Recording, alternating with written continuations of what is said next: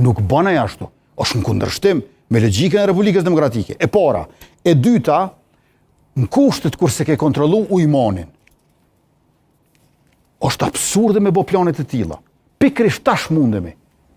Ta kishit Radojqiqi ujin me litra. Prej atje, se Radojqiqi ka pos villën aty.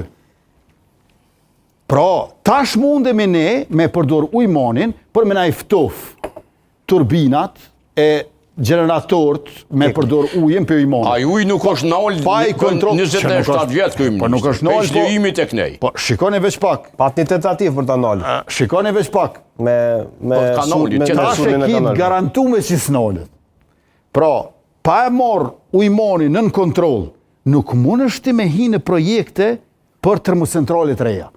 Tash ne do t'ja shtojmë, do të bëjmë rehabilitim me modernizim të ose të bes, do t'ja shtojmë 160 MW os, do t'ja shtojmë 120 MW bes dhe gjithashtu kogenerimi, dikunja 305 me erë megawatt, 250 me diell, edhe nuk do të kemi probleme, plus gasifikimi i linjitit.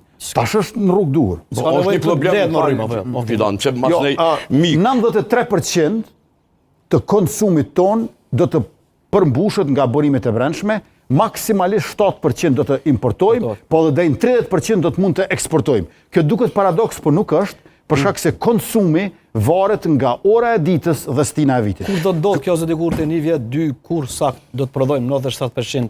Po tash ne këtu. Sa më shpejt që do të mundemi do ta bëjmë.